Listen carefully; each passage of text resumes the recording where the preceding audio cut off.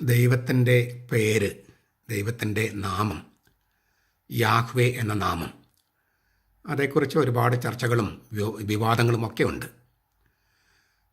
അതിനൊരു വിശദീകരണമാണ് ഇവിടെ ഞാൻ നൽകുന്നത്. മുൾപ്പടർപ്പിൻ്റെ ആ അഗ്നിയിൽ നിന്ന് ദൈവം മോശയ്ക്ക് വെളിപ്പെടുത്തുമ്പോൾ മോശ ദൈവത്തോട് ചോദിക്കുകയാണ്, നിൻ്റെ പേരെന്താണ്? അതിന് മറുപടിയായിട്ട് ദൈവം പറഞ്ഞു, ഹെബ്രായ ഭാഷയിൽ എഹിയേ അഹർ എഹിയേ. നമ്മളതിനെ പലപ്പോഴും തർജ്ജമപ്പെടുത്തുന്നത് ഐ ആം ഹു ആം. വാസ്തവത്തിൽ അതൊരു അതിനടുത്ത് വരുന്നു എന്നല്ലാതെ കൃത്യം ഒരു തർജ്ജമയൊന്നുമല്ല. ഞാനതിൻ്റെ പല പൊരുളുകളും സൂചിപ്പിക്കാം. എന്നിട്ട് എന്താണ് ഇങ്ങനെ പല പൊരുളുകൾ ഉണ്ടാകാനുള്ള കാരണമെന്നും ഞാൻ സൂചിപ്പിക്കാം. ഞാനാകുന്നവൻ ഞാനാകുന്നു, അങ്ങനെയും ആകാം. ആയിരിക്കുന്നവൻ ഞാനാകുന്നു എന്നർത്ഥമാകാം. ഞാൻ എന്താണോ അതാണ് ഞാൻ എന്നർത്ഥമാകാം. ഞാൻ തന്നെ. ഇതാണ് ഏറ്റവും പോപ്പുലറായിട്ടുള്ളത്, ഏറ്റവും മനുഷ്യർക്ക് പരിചയമുള്ളൊരു തർജ്ജമ. ഇങ്ങനെ പലതരത്തിൽ ഭാഷപ്പെടുത്താം. വീണ്ടും അതിന് വേറെയും തരത്തിലും അതിന് മൊഴിമാറ്റമാകാം. നിത്യനായ പൊരുളാണ് ഞാൻ, സനാതന സത്യമാണ് ഞാൻ, അനശ്വരനായ പരബ്രഹ്മമാണ് ഞാൻ, സമാനതകളില്ലാത്തവനാണ് ഞാൻ എന്തായിരിക്കുന്നുവോ അത് തന്നെയായിരിക്കും എന്നും അങ്ങനെയും ഒരർത്ഥമുണ്ട്. ഞാനായിരിക്കുന്നത് നിനക്ക് വേണ്ടിയാണ് എന്ന് ഭാഷപ്പെടുത്താം. ഈ ഒരു മൊഴിമാറ്റവും ഇതിൻ്റെ മൗലികമായ രൂപമുണ്ടല്ലോ, എഹിയേ അഹർ എഹിയേ, അതിനോട് അത്ര അടുത്ത് വരുന്നതല്ല. അതിൻ്റെ ധ്വനിസാന്ദ്രത ഉൾക്കൊള്ളാൻ ഈ തർജ്ജമയ്ക്കൊന്നും തന്നെ കഴിയില്ല. വ്യാകരണം വഴുതിപ്പോകുന്നു, ഭാഷ ഇടറുന്നു, വാക്കുകൾ വിറയ്ക്കുന്നു. അതെ, വെളിപ്പെടുത്തപ്പെട്ട ദൈവനാമം ആയതുകൊണ്ടാണ് ഒരു ഭാഷയ്ക്കും പിടിതരാതെ അത് മാറി നിൽക്കുന്നത്. ദൈവത്തെ നമ്മുടെ അങ്ങനെ കൈകൊണ്ടെങ്കിൽ പിടിച്ചെടുക്കാൻ പറ്റില്ലല്ലോ. നമ്മുടെ ഭാഷയ്ക്ക് ഉള്ളിൽ നിർത്താൻ പറ്റുമോ? അങ്ങനെ നിർത്തിയാൽ പിന്നെ അവൻ ദൈവമാകുമോ? അതുകൊണ്ടാണ് ഇത് ശരിക്കും ദൈവം വെളിപ്പെടുത്തിയതാണ് എന്നതിന് തെളിവ് കൂടിയാണ് ഒരു പരിഭാഷയ്ക്കും വഴങ്ങാതെ നിൽക്കുന്ന ഈ വചനം. ഇത് പുറപ്പാട് പുസ്തകം 3:14 ഇതിന് തൊട്ട് താഴെ 3:15 പുറപ്പാട് പുസ്തകം 3-ാം അധ്യായം 15-ാം വാക്യത്തിൽ ദൈവമായ യാഹ്വേ എന്നാണ് ഉപയോഗിക്കുന്നത്. ദൈവമായ യാഹ്വേ. പലപ്പോഴും നമ്മൾ യാഹ്വേ എന്ന വാക്ക് കർത്താവ് എന്ന വാക്കുകൊണ്ട് തർജ്ജമ ചെയ്യും മലയാളത്തിൽ, ഇംഗ്ലീഷിൽ ദ ലോർഡ്. പക്ഷേ ഹെബ്രായ ഭാഷയിൽ യാഹ്വേ എന്നാണ്.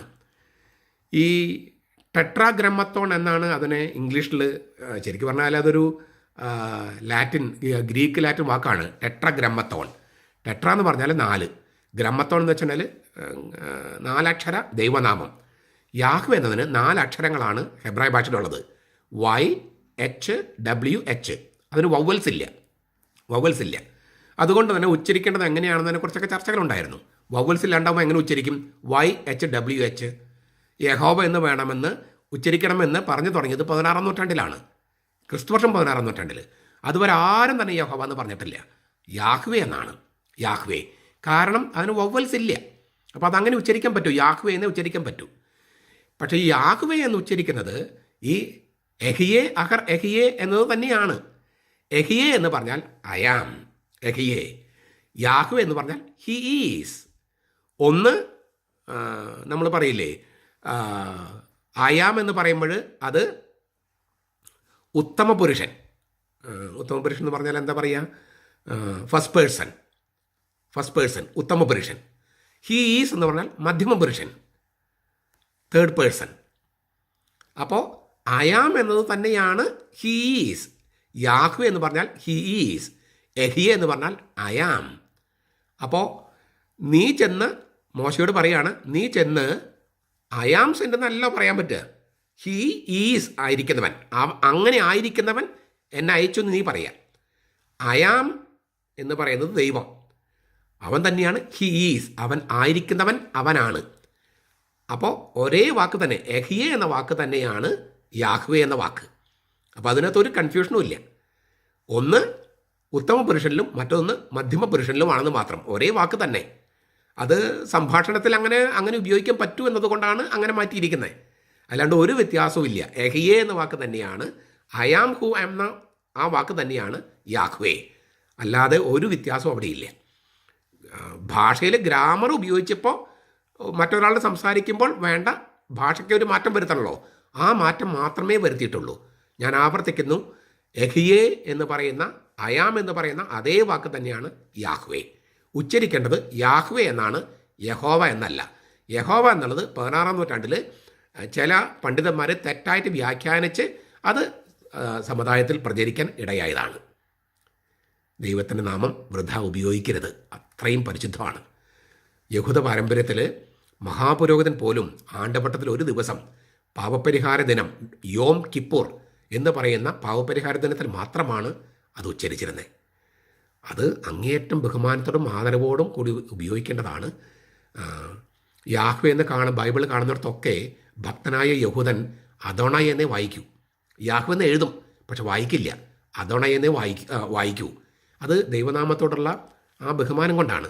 പണ്ടൊക്കെ നമ്മുടെ നാടുകളിൽ ഇപ്പം എൻ്റെ അപ്പനൊക്കെ, അപ്പനാണെങ്കിലും അമ്മയാണെങ്കിലും അമ്മ അപ്പനെ കുട്ടികളുടെ അപ്പൻ എന്നേക്ക് വിളിക്കൂ. അമ്മയെക്കുറിച്ചാണെങ്കിലും അപ്പനാണെങ്കിലും നീ പോയി നിൻ്റെ അമ്മയെ വിളിച്ചിട്ട് വരാമെന്ന് പറയാം.